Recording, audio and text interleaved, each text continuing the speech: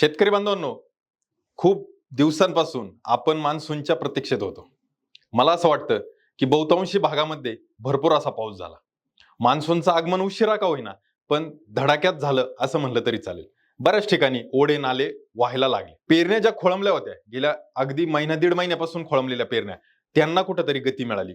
आणि आता या वर्षीच्या कमी पावसात किंवा कमी पर्जन्यवृष्टीमध्ये आपल्याला पिकांचं कसं नियोजन करायचंय याविषयीच्या माहितीसाठी आज आपण या व्हिडिओमध्ये मी आपलं ॲग्री डॉक्टर तेजस कोल्हे ॲग्रोस्टारच्या युट्यूब चॅनलमध्ये सगळ्यांचं स्वागत करतो. बांधवांनो, हा व्हिडिओ शेवटपर्यंत पहा. या व्हिडिओमध्ये आपण अल निनोचा इफेक्ट नेमका काय असतो ते पाहूया. कमी पावसामध्ये पिकांचं जे नियोजन आहे ते कसं करायचं त्याविषयी जाणून घेऊया. अन्नद्रव्य व्यवस्थापन असेल, फवारणीचं व्यवस्थापन असेल, यावरही माहिती घेऊया. आणि आता आपल्याला कमी पावसामध्ये अपेक्षित उत्पादन घेण्यासाठी खर्चातही बचत करणं फार गरजेचं आहे.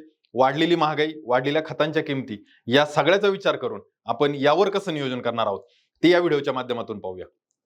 पण व्हिडिओला सुरुवात करण्यापूर्वी सगळ्यात महत्वाची गोष्ट जी की आतापर्यंतचा असा कमी पडलेला मान्सून, यावर्षी सर्वांना माहिती अधिक महिना किंवा ज्याला आपण म्हणतो ना 13वा महिना तो आलेला आहे. आणि अशा परिस्थितीमध्ये मान्सून वर त्याचा परिणाम होतो असा जुन्या लोकांचा अनुभव आहे. हे एक पहिली गोष्ट. दुसरं गोष्ट म्हणजे अल निनोचा प्रभाव आहे, ही एक त्याला कारणीभूत ठरलेली दुसरी गोष्ट आहे. परंतु याच वर्षी असं झालंय का? तर नाही. गेल्या 10 वर्षामध्ये 2015 ही सर्वात कमी पर्जन्यवृष्टीचं वर्ष होतं. मित्रांनो, या वर्षी जेवढं आपल्याला अपेक्षित पर्जन्यमान सांगितलंय त्याहूनही कमी हे 2015 मध्ये होतं. आणि 15 मध्ये कमी पर्जन्यवृष्टी असून 2014ला ही पर्जन्यवृष्टी ही कमीच होती. म्हणजे 14 आणि 15चा एकत्रित जर परिणाम पाहिला तर तो खरा दुष्काळाचा कालावधी म्हणू शकतो आपण. तेच जर या वर्षीचं पाहिलं तर 2024ला अतिशय चांगला पाऊस झाला, 25ला अतिवृष्टी झालेली आहे आणि आता 26 मध्ये त्याचा थोडासा दिलासादायक फायदा होऊ शकतो. म्हणून या वर्षी सरासरीपेक्षा जरी कमी पर्जन्यमान असलं तरी फार खचून जाण्याचं किंवा फार घाबरून जाण्याचं काम नाही. मित्रांनो, आता अल निनो म्हणजे काय या सगळ्याच्या पार्श्वभूमीवर अल निनो बऱ्याच ठिकाणी आपण ऐकलं. अल निनो असेल किंवा ला निनो असेल. अल निनो मध्ये काय होतं, हिंदी महासागरामध्ये जे पाण्याचं तापमान आहे ते सामान्यपेक्षा जास्त होतं. म्हणजे तापमान पाण्याचं वाढतं आणि त्याचा विपरीत परिणाम मान्सूनवर होतो. आणि आपल्याला माहिती मान्सून हा सगळ्यात महत्वाचा आशिया खंड असेल किंवा भारताचा भाग असेल तर यामध्ये मान्सूनचा वाटा फार मोठा आहे आणि म्हणून इथली शेती किंवा शेती उत्पादने तर ते चांगलं निघतं. मग या हिंदी महासागरावर वाढलेल्या पाण्याच्या तापमानाचा दुष्परिणाम हा मान्सूनवर होतो आणि म्हणून कमी पर्जन्यवृष्टी होणं, काही ठिकाणी पावसाचं वितरण व्यवस्थित न होणं, पिकांचं उत्पादन घटणं किंवा पिकांची वाढ कमी होणं किंवा अपेक्षित पिकांचं नियोजन न करता येणं, यासारख्या गोष्टी या अल निनो मध्ये घडतात. आता याच्या उलट ला निनो मध्ये काय होतं, तर ला निनोचा प्रभाव गेल्या वर्षी आपण ऐकला की पाण्यावर पावसावर होता. ला निनो मध्ये काय होतं, हिंदी महासागराच्या पाण्याचं जे तापमान आहे किंवा जे बाष्पीभवन होत असताना जी वाफ आहे तर ती सामान्यपेक्षा कमी होते. म्हणजे कमी पाण्याच्या तापमानामुळे त्याचा चांगला परिणाम हा आपल्या मान्सूनवर होतो आणि मग त्या ठिकाणी आपल्याला पाऊस जास्त पडणे, पर्जन्यवृष्टी जास्त होणे, पिकांची वाढ चांगली होणे, आपल्याला भरघोस उत्पादन मिळणे यासारख्या गोष्टी घडत असतात. या दोन्हीमध्ये ही तफावत आहे मित्र. आता राहिली गोष्ट की या कमी पावसाच्या परिस्थितीमध्ये आपल्याला काय नियोजन करायचं, तर आपल्याला प्रत्येक टप्प्यावर नियोजन करायचंय. आपण एक व्हिडिओ बनवला होता, कदाचित आपण तो व्हिडिओही पाहिला असेल, की त्या व्हिडिओमध्ये आपण नांगरणीविषयीचं जे काही सविस्तर चर्चा आहे ती केली होती. म्हणजे कमी पाऊस असताना, कमी पाण्याचं नियोजन असताना कशा पद्धतीने नियोजन करायचं. मला असं वाटतं हा व्हिडिओ आपण पाहिला असेल. आणि यासारखे महत्वपूर्ण व्हिडिओ पाहण्यासाठी ॲग्रोस्टारच्या युट्यूब चॅनलला आपण सबस्क्राईब जरूर करा. म्हणजे आपल्याला अशा विविध विषयांवर माहिती मिळेल आणि त्यातून आपल्या शेतीचं नियोजन करणं आपल्याला सोपं जाईल. तर त्या व्हिडिओच्या अनुषंगाने की आपल्याला फार खोलगट नांगरणी करायची गरज नाही. कारण का, यावर्षी कमी पाऊस आहे तर पाणी जमिनीमध्ये मुरवण्यापेक्षा आहे ते पाणी जमिनीच्या वरच्या थरात पिकांपर्यंत ठेवणं हे फार महत्वाचं आहे. म्हणून आपण त्याच्यामध्ये या गोष्टीची चर्चा केली होती. मग मित्रांनो, मशागतीमध्ये आपल्याला फार खोल नांगरट न करता नांगरट किंवा मशागत जी जमिनीची ती करायचीच आहे, पण ती थोडीशी उथळ करायची. म्हणजे नांगरणी शक्य झाली तर बैलांकडून आणि जर ट्रॅक्टरद्वारे करत असेल तर फन्नी आणि रोटावेटर यासारख्या गोष्टी आपल्याला करायच्या. ही पहिली मशागत करतानाची बाब. दुसरी गोष्ट, पिकांचं नियोजन करत असताना आपण आतापर्यंत बऱ्याच वेळेला मका सारखं पीक असेल, कांद्यासारखं पीक असेल हे सपाट वाफ्यात करत असतो. सपाट वाफ्यात केल्याचा फायदा काय होतो की आलेलं पाणी निघून जातं. परंतु मित्रांनो, यावर्षी पावसाचा जो अंदाज आहे तर तो कमी पावसाचा आहे. म्हणजे काही कालावधीमध्ये पाऊस भरपूर मोठ्या प्रमाणात होईल, पण त्याच्यामध्ये खंड जास्त असेल.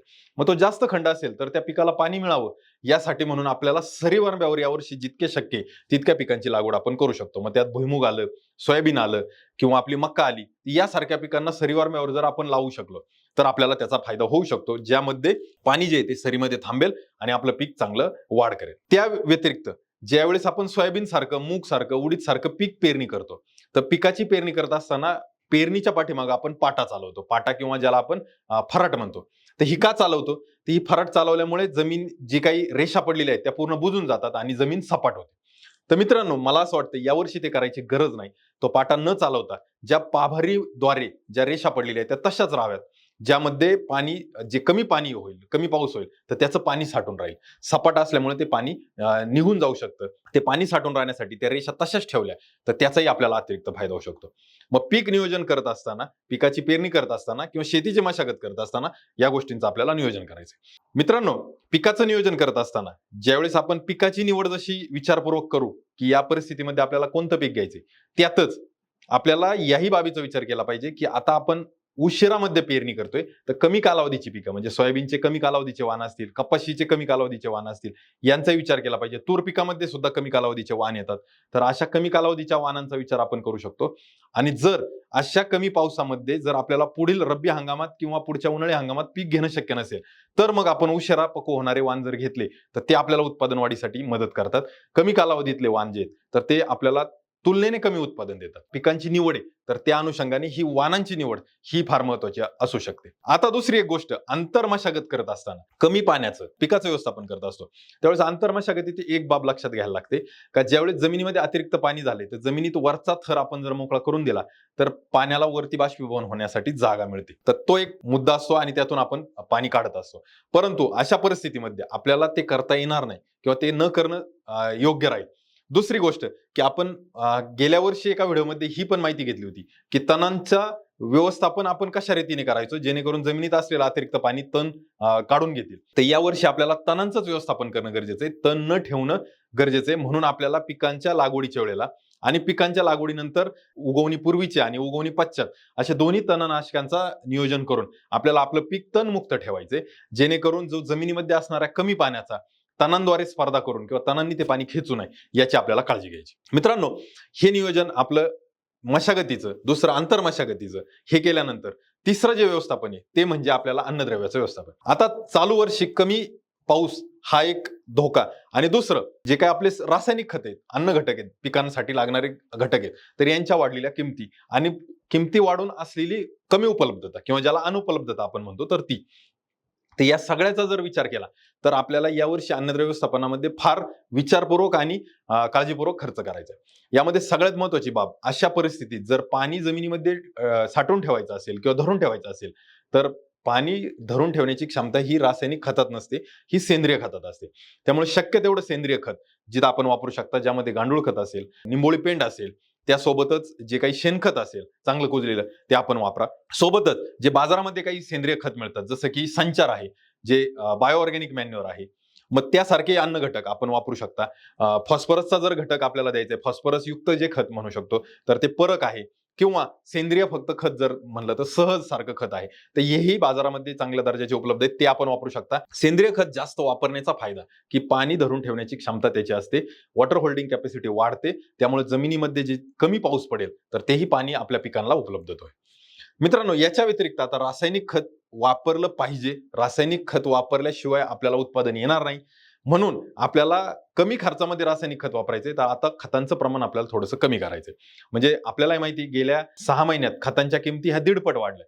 तर साधारणपणे ज्या वाढलेल्या किमतीपेक्षा जो खर्च गेल्या वर्षी आपण करत होतो तेवढ्या किमतीचं तरी खत कमीत कमी आपल्याला वापरायचे. मग त्यामध्ये डीएपी असेल, 10-20-20 असेल, 12-32-16 असतील, सिंगल सुपर फॉस्फेट असेल, अमोनियम सल्फेट असेल, युरिया असेल, या सर्वांचा उपयोग आपल्याला संतुलित पद्धतीने करायचा आहे. शक्यतो पिकाची पेरणी, कारण आता बरेच जण थांबले होते, पेरणीला आता गती येईल. जिथं ओढे नाले वाहिले तिथं पेरणी तर लगेच करणं गरजेचं आहे. जिथं अजूनही ओढे नाले वाहिले नसतील किंवा शेतामध्ये पाणी साठलेलं दिसत नाही, खालच्या थरापर्यंत ओल गेली नाही, तिथं पेरणीला आपण थांबणं अजूनही अपेक्षित आहे.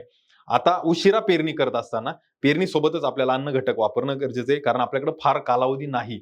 कमी कालावधीत आपल्याला पीक आपलं उत्पादन चांगलं घ्यायचे, तर पेरणीच्या वेळेला आपल्याला अन्न घटकांचं नियोजन करायचं. मग सोयाबीन असेल किंवा मका असेल किंवा कापूस, उडीद, तूर, मूग कोणतंही पीक असेल तर ते आपल्याला केलं पाहिजे. रासायनिक खतांचा वापर करत असताना काही रासायनिक खतं म्हणजे ज्याला आपण विद्रव्य खतं म्हणतो, तर त्याची फवारणीच्या बाजूनेही आपण विचार केला पाहिजे. कारण का, तर आपल्याला आता वेळ कमी आहे, आपल्याकडं काय म्हणतो ना, उचित असा पाऊस नाहीये, पाणी नसणार आहे. तर त्या परिस्थितीमध्ये आपण फवारणीद्वारे सुद्धा खतांचं नियोजन करू शकतो. फवारणीद्वारे व्यवस्थित असं नियोजन, जे की आपण अन्नद्रव्याचं मग सुरुवातीला वाढीच्या अवस्थेत 19-19 असेल, फुलांच्या अवस्थेत 13-40-13 असेल किंवा 12-61 असेल, पीक फुलवल्यानंतर 052-34 असेल किंवा 060-20 असेल, काही स्पेशालिटी ग्रेड आहेत जसं की 10-20-20 असेल किंवा 030-35 असेल, यांचाही आपण समावेश केला पाहिजे. आणि ज्यावेळेस विद्राव्य खतांचं नियोजन करतो त्यावेळेस आपल्याला कमी खर्चात आणि त्वरित लागू होणारा जो अन्न घटक आहे तर तो त्यात मिळतो. त्याचा आपल्याला नक्कीच फायदा पिकांच्या उत्पादन वाढीसाठी होतो. मित्रांनो, अन्नद्रव्य व्यवस्थापनामध्ये फक्त रासायनिक खतच नाही, सेंद्रिय खतच नाही, तर जैविक खतांचा सुद्धा आपल्याला वापर केला पाहिजे. कारण का, आपल्याला माहिती की वर्षानुवर्ष खतांच्या किमती वाढत राहिल्यात आणि त्या वाढत असणाऱ्या किमती एक कालावधीनंतर आपल्या खिशाला परवडणाऱ्या नाही. मग अशा परिस्थितीमध्ये आतापर्यंत जी आपण खतं वापरली तर ती सगळीच पिकाला मिळाली का, तर नाही. काही काही अन्न घटक जमिनीत आहेत परंतु ते उपलब्ध स्वरूपात नाही. मग ते उपलब्ध स्वरूपात करून देण्याचं काम जे तर ते जैविक खतं करत असतात. मग आपल्याला जैविक खतांचा जो वापर आहे तर तो आपल्या पीक पद्धतीमध्ये केला पाहिजे. शक्य असेल तर सेंद्रिय खतासोबत तुम्ही आजही जैविक खत वापरू शकता पेरणीच्या वेळेला, किंवा हे शक्य नसेल तर नंतर कदाचित पीक फुलोरा अवस्थेपर्यंत आपल्याला जैविक खतांचा वापर करणं किंवा तो देणं हे फार संयुक्तिक ठरेल, ज्यामध्ये आपण वापरलेलं आत्ताचं खत किंवा यापूर्वीच्या 2-3 हंगामातलं जे काही खत आहे ते अनुपलब्ध खत उपलब्ध स्वरूपात अन्न घटक म्हणून पिकाला नक्की मिळू शकतं.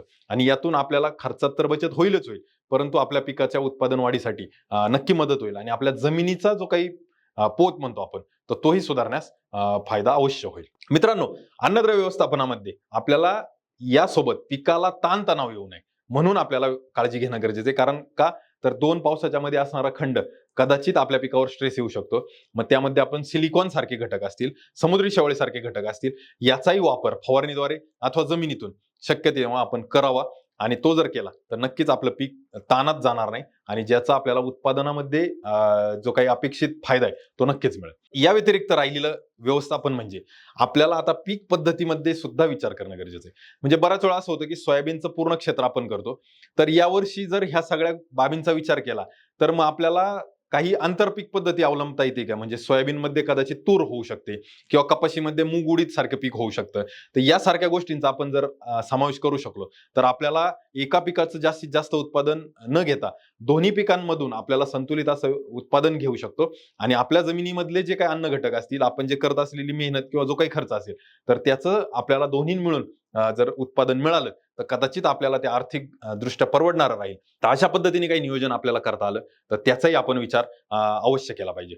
मित्रांनो, या वर्षीची असणारी परिस्थितीचा विचार करता कुठेही घाबरून न जाता आपल्याला त्या परिस्थितीचं गांभीर्य लक्षात घेऊन कशा पद्धतीने त्याला सामोरं जायचंय या अनुषंगाने आपण आज हा व्हिडिओ बनवला. बिलकुल आपल्याला घाबरवण्याचा यामध्ये उद्देश नाही. ॲग्री डॉक्टरच्या मदतीने, ॲग्रोस्टारच्या मदतीने, ॲग्रोस्टारचं युट्यूब चॅनल असेल, ॲग्रोस्टारचं ऍप्लिकेशन असेल, मोबाईल ऍप्लिकेशन, आणि ॲग्रोस्टारचं जे काही call centre toll free number आहे, तर या ठिकाणी आपण संपर्क करून आपल्याला वेळोवेळी अपेक्षित अशी माहिती घेत राहाल तर त्यातून नक्कीच आपल्याला पिकाचं उत्पादन वाढीसाठी, पिकाच्या कमीत कमी खर्चामध्ये जास्तीत जास्त उत्पादनासाठी आपल्याला मदत होऊ शकते.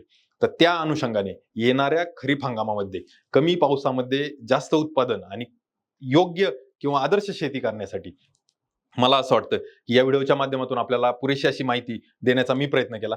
व्हिडिओ आपल्याला कसा वाटला हे कमेंट करून जरूर सांगा. हा व्हिडिओ इतर शेतकरी बांधवांनाही शेअर करायला विसरू नका. आणि मला माहिती आहे की आता इतके दिवस आपण पावसाची प्रतीक्षा केली, मान्सूनची प्रतीक्षा केली, आता आपण खूप धावपळीत असाल, परंतु त्यातूनही वेळ काढून हा व्हिडिओ जरूर पहा आणि या व्हिडिओचा उपयोग सर्व शेतकरी बांधवांना होईल अशी अपेक्षा करतो आणि येणाऱ्या हंगामासाठी आपल्याला शुभेच्छा देतो. धन्यवाद.